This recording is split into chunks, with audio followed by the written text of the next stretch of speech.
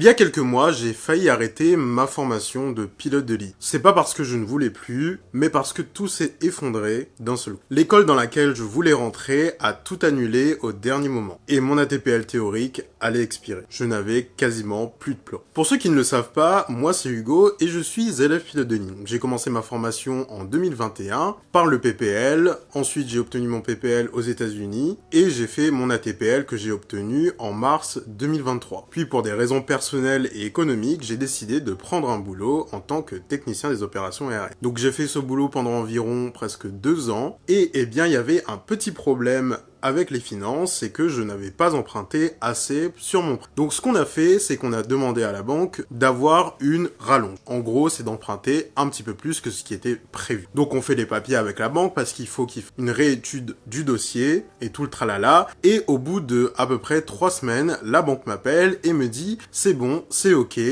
la rallonge est accordée ». Donc du coup, on me dit que du coup la mensualité va augmenter, etc., etc. Donc moi, je suis content, j'ai l'argent qu'il me faut pour terminer mes études, mais comme j'en avais pas besoin sur le moment, eh bien j'ai laissé cet argent tout simplement à la banque. Parce que le truc aussi, c'est que quand on fait un prêt étudiant, eh bien on n'a pas tout l'argent sur son compte. En gros, on envoie des factures. En tout cas, moi, ma banque, elle fonctionnait comme ça. J'envoyais des factures de l'école à ma banque, et ensuite ma banque débloquait l'argent, et moi, j'envoyais l'argent à l'école. Sauf que, en fait, comme j'avais pas besoin de cet argent, et que, je n'avais pas encore trouvé d'école, j'ai laissé cet argent à la banque. Puis, vient le moment où je décide d'utiliser cet argent, et donc, je regarde sur mes comptes, et je vois qu'il n'y a pas la rallonge que j'ai demandé à la banque. Donc, j'appelle la banque, et là, on me dit que, malheureusement, l'argent que j'ai demandé n'est plus disponible, car je ne l'ai pas débloqué dans les 3 mois qui ont suivi la demande de du coup, parce que en fait c'était du coup un nouveau prêt. Et donc là j'étais en mode comment ça? Donc en fait je demande de l'argent, c'est accepté, c'est resté à la banque puisque je n'en ai pas besoin, et du coup, ils ont repris l'argent parce que du coup, j'ai pas utilisé cet argent.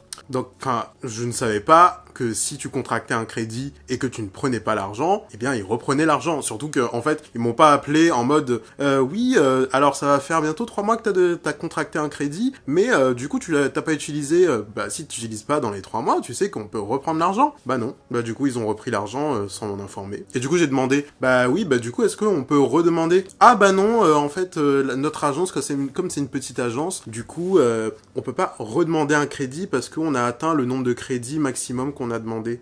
Donc, je me suis retrouvé coincé, sans argent pour continuer mes études, et en fait, l'expiration de mon ATPL théorique. Parce que il faut savoir que un ATPL théorique, ça se périme au bout de 36 mois, donc à peu près 3 ans. Donc du coup, me retrouvant sans argent, je me demande comment je vais faire. Et donc, vu que j'ai un boulot et que je gagne assez bien ma vie, je décide de économiser un petit peu. Mais vu que la partie que je devais finir, donc toute la partie pro de mes études, coûte relativement cher. C'était à peu près du coup la moitié de ma formation. Donc c'était environ entre 50 et 40 000 euros. Comment vous dire que en ayant un loyer plus des charges, les impôts, etc., je ne pouvais pas économiser autant d'argent en si peu de temps. Donc j'ai pu quand même payer quelques heures de vol, mais avoir tout l'argent, ce n'était pas possible. Donc du coup, j'ai pu demander de l'aide à mes parents qui ont généreusement accepté. Je ne remercierai jamais assez mes parents de m'aider en fait dans toutes mes études et de me financer aussi tout ça, parce que en fait,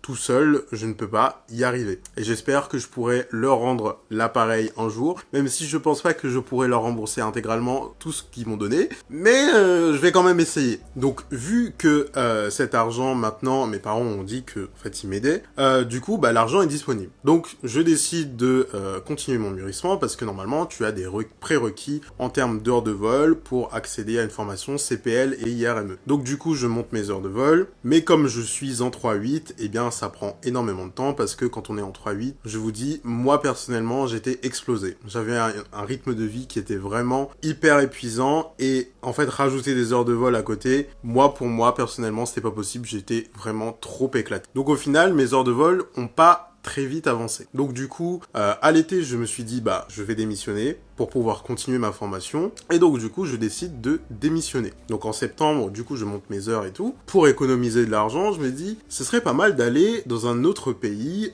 en dehors de la France. Parce qu'on le sait très bien, en France, les formations de pilote, eh bien, ça coûte cher, puisqu'il y a plus de taxes, l'essence coûte plus cher, l'entretien des avions coûte cher, etc.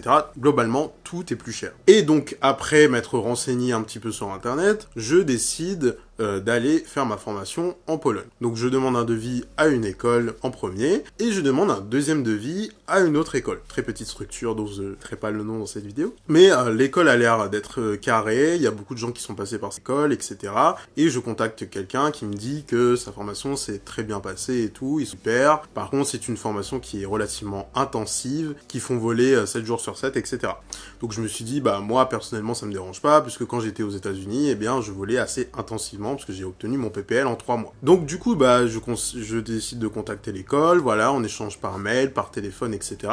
Et du coup, on convient que je fasse une rentrée à peu près vers le mois de novembre-décembre.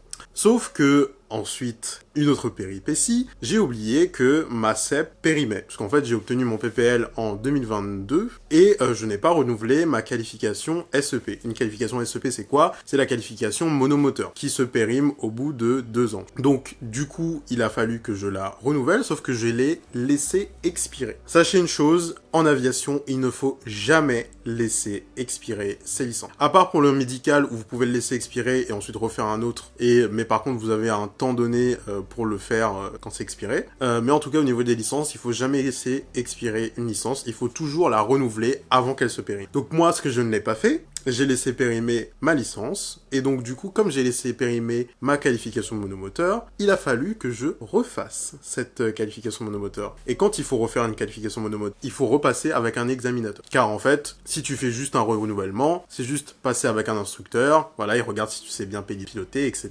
Mais moi, en fait, ce n'était pas possible. Donc du coup, pour trouver un examinateur disponible, eh bien ça a pris du temps, ça a pris environ 1 mois. Plus il faut refaire des vols, puisqu'en fait c'est un peu comme un mini-test PPL. Donc du coup, il a fallu voir si j'avais le niveau. Donc j'ai refait des heures de vol avec un instructeur. Et puis bah du coup, j'ai fait mon vol avec l'examinateur. Sauf que bah en fait, quand tu as fini de faire le vol, il faut refaire une licence. Donc il a fallu renvoyer tous les papiers à la DGAC. Et Dieu sait comment l'administration française est très rapide sur ce sujet. Donc ensuite, j'ai dû attendre à peu près 3 semaines avant de recevoir ma licence, parce que je ne pouvais pas partir si j'ai pas de licence. Parce qu'en fait, l'école, elle dit, bah, nous, c'est périmé, mais on sait pas si t'es vraiment pilote si t'as pas de licence, quoi. Donc du coup, voilà. Et bah quand je reçois ma licence, j'appelle l'école, je dis oui bonjour, bah du coup j'ai reçu ma licence, est-ce que je peux venir s'il vous plaît? Sachant qu'on était en décembre et que mon ATPL périme en mars. J'avais bien stipulé que mon ATPL périmait et qu'il pouvait me faire toute la formation, voilà, tranquille, sans problème. Donc du coup, bah j'envoie un mail et puis ils me répondent 3-4 jours après, ils me disent oui alors du coup la météo est pas bonne, il neige tout le temps donc on pourra pas t'accueillir malheureusement. Et en plus, on ferme pendant les fêtes. On ferme 2 semaines pendant les fêtes. Donc là, j'étais un peu en mode, ok.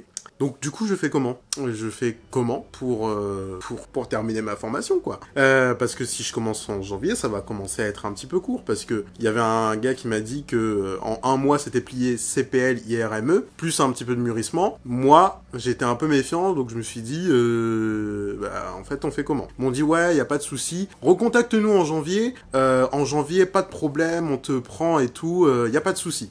Sachant que, bien évidemment, je n'ai pas donné d'acompte parce que je me méfiais, tout simplement. Parce que je voyais qu'il y avait des cafouillages, il y avait des mauvaises informations et tout dans les mails. Donc, je me suis méfié. Et là, en janvier, je laisse passer les fêtes. En janvier, je leur renvoie un mail parce qu'en fait, ils étaient fermés, donc en fait, ils répondaient pas. Donc, je renvoie un mail, je dis « Bonjour, du coup, est-ce que je peux venir dès maintenant ?» Parce que, du coup, mon ATPL périme. Ils m'ont dit « Alors, on est désolé, mais en fait, on n'a plus de place. » Je dis « Pardon. Vous m'aviez dit en décembre qu'on pouvait m'accueillir en janvier et que en plus, parce qu'en fait il y a un hôtel, un appart et tout sur l'école, que en plus mon appart était soi-disant réservé, mais bah là je contacte en janvier et on me dit bah non il y a plus de place. Et en plus leurs prix ont augmenté. Donc j'ai dit bah en fait s'il y a plus de place je fais comment? Ah mais du coup va falloir venir en février. Je dis bah non en février mon ATPL périme. Je fais comment? Donc du coup en fait mon plan est tombé à l'eau. Donc là je me suis dit je vais avoir mon ATPL qui périme, j'ai pas fini ma formation, je suis parti dans la merde, tout simplement. Donc, ce que j'ai dû faire, c'est que j'ai dû trouver une école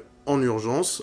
Et donc là, je contacte plusieurs écoles et je trouve une école. Donc, toujours aussi méfiant. Donc, du coup, j'ai un rendez-vous avec cette école et ils me disent que, concrètement, terminer toute ma formation avant mars, ce sera pas possible. Alors que l'autre école polonaise m'avait dit « Ah, mais y a pas de souci, franchement, il y a une bonne météo et tout, tu verras, franchement, il y a pas de problème, on finit ça en 2-2, tac tac, tranquille. » Et là, l'école française me dit « Bah, en fait, c'est impossible. » Et que, en fait, je me suis fait berner par l'école polonaise, quoi. Et donc, bah, du coup, bah, voyant ça, je me suis dit, bah, en fait, je vais faire ma formation en France. Sauf que, il y a un détail que peut-être que vous ne connaissez pas, mais en Pologne, la formation est bien moins chère. On parle d'environ 10 000 € d'économie par rapport en France. Donc 10 000 €, c'est vraiment pas rien. Donc du coup, eh bien, j'avais les fonds pour partir en Pologne, mais par contre, bah, du coup, pour faire une formation en France, je n'avais pas les fonds.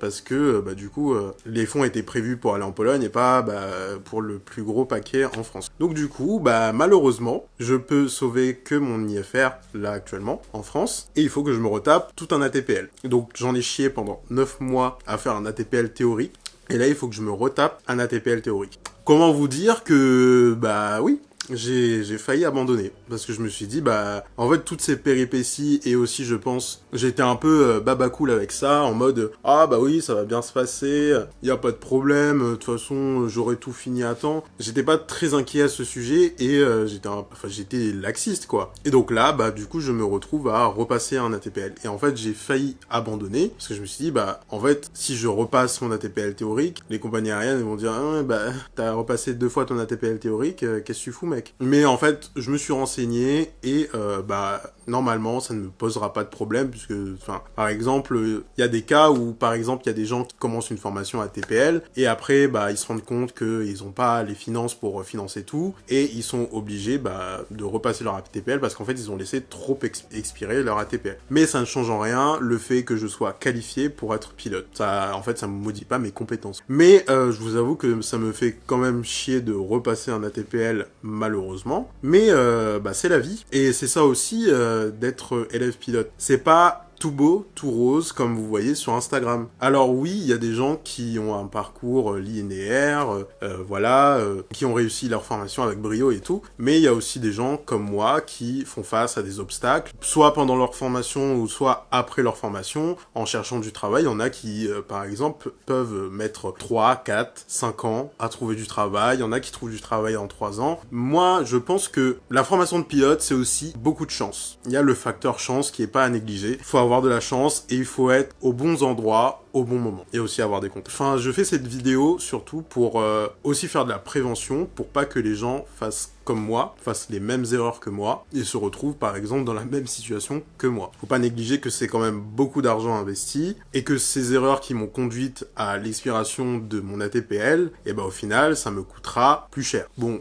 je sais que voilà, je suis bien entouré et que quoi qu'il arrive, je deviendrai pilote car je pense que j'ai les compétences pour et que avec de la détermination et aussi malheureusement de l'argent, je vais pouvoir devenir pilote. Mais par contre, je ne sais pas quand, où et comment, mais je pense que je deviendrai pilote. Et oui, j'ai eu une baisse de motivation suite à ces soucis-là que j'ai eu, mais je pense que ces soucis, déjà, ça me servira de leçon de plus faire comme avant et de ne plus être aussi... je ne trouve plus le mot. Et aussi de ne pas procrastiner parce que je suis un très grand procrastinateur et que, peut-être en fait que cette nature que j'ai m'a mené à ça. Et il faut que je change ça. Donc, si on doit retenir une leçon de toute mon histoire pour les futurs élèves pilotes de ligne ou les élèves pilotes ou même les pilotes qui sont déjà dans cette situation, c'est de toujours avoir un plan B. Quoi qu'il arrive, c'est de toujours avoir un plan B. Parce que on ne sait pas ce qui peut arriver dans la vie, il peut arriver des imprévus, des choses qui font que, par exemple, vous prendrez plus de temps ou que ça peut potentiellement vous arrêter pendant un certain temps, etc.